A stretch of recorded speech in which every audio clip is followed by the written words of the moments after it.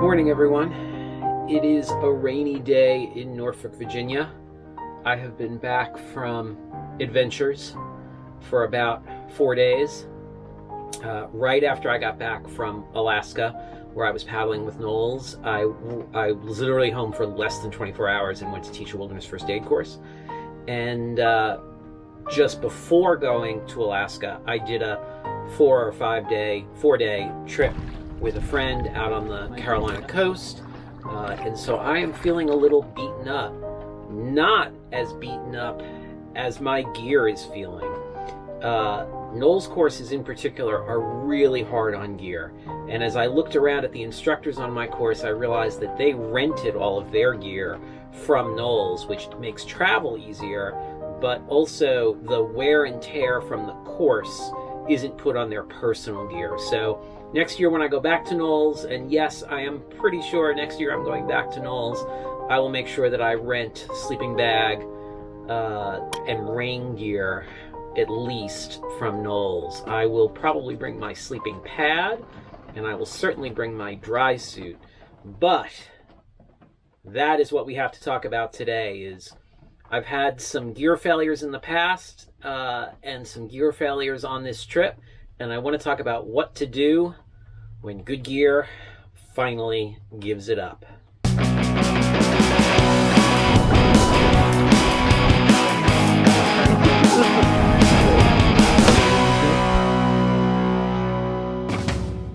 Okay, so what am I talking about when I say when good gear finally gives it up, or when good gear finally goes bad?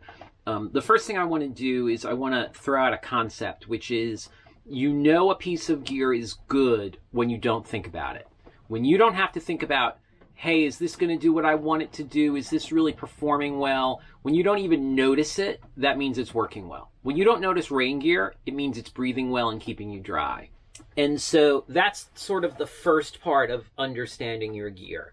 The second thing to understand about gear is that gear has a lifespan, and particularly footwear, sometimes it's just at the end of its life. And I've got a piece of gear like that today that I'm dealing with that is just at the end of its life. If a piece of gear is just at the end of its life, it's just time to dispose of that or recycle it in some way, shape, or form if you can. Now, you may be done with a piece of gear and feel like you need something bigger, better, that performs better, but that piece of gear might still have lots of life in it. And that sort of gear is the kind of gear that I give away to people. I give away gear to people all the time. Hey, can you use a paddling jacket? Take this paddling jacket, use it. I'm a big fan of that. And so I think that that's important. Instead of things just taking up space in closets, or God forbid, just getting thrown out. If the gear has life in it, let's get that gear to someone who can use it. I think that's super important. But usually, if a piece of gear dies or stops performing the way that it should, there are usually things you can do about it. So, once a year or so, I will wash a rain jacket and rain pants and reapply a durable water repellent finish, DWR. That is a simple thing that you can do that helps your jacket perform better. Equally, if you have gear that uses event fabric, that gear needs to be washed.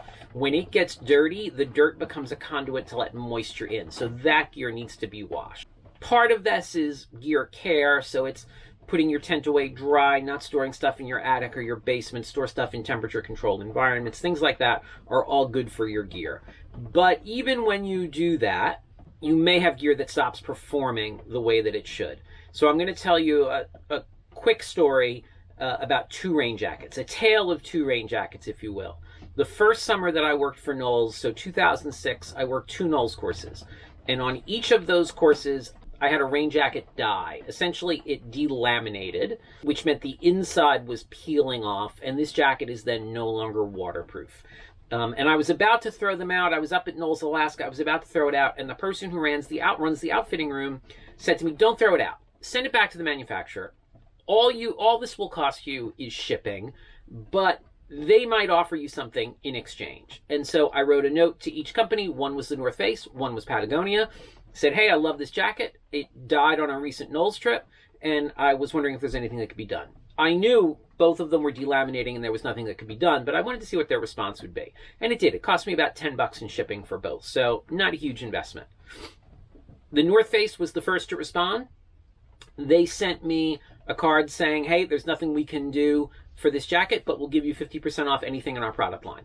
It's like, that's pretty cool. That's a good response. I like that. Patagonia sent me a gift card for the original purchase price of the jacket. Blew my mind. A Patagonia gift card for the $200 that I spent on that jacket. Buy yourself another jacket. I thought that was super cool. It took Patagonia longer to get back to me. Another Patagonia story, I have a really old printed fleece that I absolutely love that I burned a hole in it exiting a tent. I brushed a candle lantern and it just sort of went a little circle about that big. And I sent it off to them. I said, look, I love this fleece. It's old. I'm sure there's nothing you can do, but I'll pay anything. If you can do something to make this thing last longer. They had found a bolt of the material that the fleece had been made out of and did their best to match up where the hole was with what they had. And it wasn't exact, but they did a really good job. It was close. And they sent it back to me, no charge. Patagonia is a really good company about taking care of people with gear. And so if you have a piece of gear from a reputable manufacturer and it dies, either it delaminates or you damage it, if you send them a note with the jacket saying, I love this thing, this is a great piece of gear, here's what happened, can you help me? At worst, they're going to fix it. At best, they're going to do you a solid and fix it for free. And so recently on Instagram, I posted a photo of the Timbuk2 tool shed, which I use as a kitchen kit. And it was completely fallen apart. And I posted it more to makers on Instagram as to how can I fix this. But I did tag Timbuk2 just to sort of see if I got a response. And boy, did I. They responded right away, said this product is covered by a lifetime warranty. Please send it to us. I sent it to them. They emailed me within a day or two saying, that color is no longer available. What color would you like? Here are the options. I responded right away, and they said it'll take 4 to 6 weeks. This was as I was heading into the field on Knowles, so I was like, no problem. It arrived while I was gone. It came back. They finished it within 2 weeks, and no charge except for my shipping it to them. They covered everything else. That is the sort of above and beyond that I really like. It's similar to REI's 100% satisfaction guarantee. If you're not satisfied with the way a piece of gear works, up to a year if you're a member, they will replace it or fix it for you, which I think is super cool. Now, that doesn't mean that every product that you buy from REI, when it dies, they will replace it or repair it. And this brings us to our first piece of gear. This is a pair of REI rain pants. I want to say they were called Elements pants that I bought in 2006 to work that first Knowles course. And I bought them with my REI discount. It was from the time when I was working for both companies. And with my discount, they were pretty cheap. They were under $60 with my discount. And my brain said, these are not great pants. They are relatively inexpensive. If they make it through this one course, I will be thrilled. It's 2022, and they have finally died. So, how did they die? Let me see if I can find the damage site. There you go. This is what delamination looks like. So there are two kinds of waterproof breathables. There are membranes and there are laminates. This is a laminate that is at the end of its life. So this is still waterproof over here. This is not waterproof anymore. And there's nothing that can be done about this. And so you might say, well, why don't you bring that back to REI and say, hey, this is delaminating. What can you do? And the answer is they might offer me a discount on a new pair. I wouldn't be surprised. That decision usually comes down to the person at the register, so be nice to the people at the register. But the fact is that this is a 12-year-old pair of pants that has many other issues, and they're done. They're just done. I'm surprised they lasted as long as they did, but they're not waterproof anymore, and so These are unfortunately going to go into the garbage. I'm going to reach out and see if there's anything I can do with them that is slightly better for the environment. But those are at the end of their life, and so I'm just going to part with those and buy myself a new pair of rain pants. The other piece of gear is way more problematic. A number of times in the Alaska video, which is going to be released in a couple weeks, I say this. Gore-Tex dry suit is starting to delaminate, seeping water, and so I've been sitting in a little bit of a puddle. I noticed that my dry suit had some issues before I left. So my dry suit was bought in 2009. I bought it to paddle the Inside Passage, which I did in 2011. And it has lots of trips on it. It's been to Alaska a bunch of times. I paddle all winter, so it's used in the winter here a lot. And it's been back to Kokatat for repairs twice.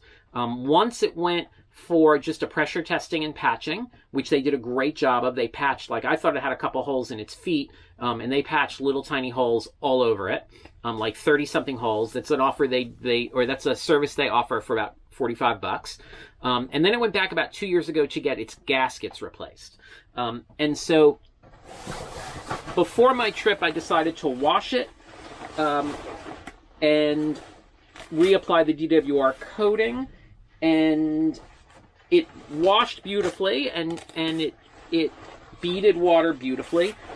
But in the process, I noticed the inside of it was wet and it did not look right. So I talked about membranes and laminates. This is a membrane, not a laminate. And you can see this is where repairs were done. 1, 2, 3, 4, 5. These guys are coming off, which need to be fixed. But I realized that the seat of my dry suit was a dark color, different than the rest of the inside of the dry suit. And I think that that's the membrane actually dying. It's pretty old. It gets a lot of wear and tear. Obviously, I sit on the seat. The seat and the feet are both take a lot of wear and tear. Man, another patch point that they did a nice job on. And so I have all of the information set to send this back to Kokatat. I asked them for a pressure test and repair. I think they might tell me that it can't be fixed. And so I think it's probably at the end of its life, but we'll see. Maybe they'll surprise me, maybe not. Maybe I'll be buying a new dry suit relatively soon. I hope not, because they're a lot of money. But this dry suit, which cost me about $600 in 2009, has been all over the world and has done really well. And so while I'd be sad to have to buy a new one, this one has performed really well. And so the short story is, if you have a piece of gear from a reputable manufacturer that stops performing the way that it should, reach out to the manufacturer, tell them how much you love the product, ask them if there's anything that can be done. They don't owe you anything. See what they say, and it varies product to product and person to person. But hopefully they're going to be able to help me out with my dry suit. I'm sending it in at a great time, even though it'll take a while at Kokatat. I'm not going to need it because it's nice and warm now that I'm back here, and I won't be going back to Alaska for a little while. So I probably won't need this again until the fall. So they've got plenty of time with it. Another big indicator that that's just not doing great. Yeah. Take a shot. Keep stuff out of landfills. Give things a nice long life. If you're having a problem with something, reach out to the manufacturer. I've said it a million times. Don't ask for help on Facebook. People don't know what they're talking about on Facebook. Reach out to the manufacturer and find out what is best, what they can do, or what you should do, and take care of your gear. That's all I got for today. Alaska video coming soon. Hit like, hit subscribe. I am so close to 1,000 subscribers. It's super exciting. Have a great day. I'll see you outside.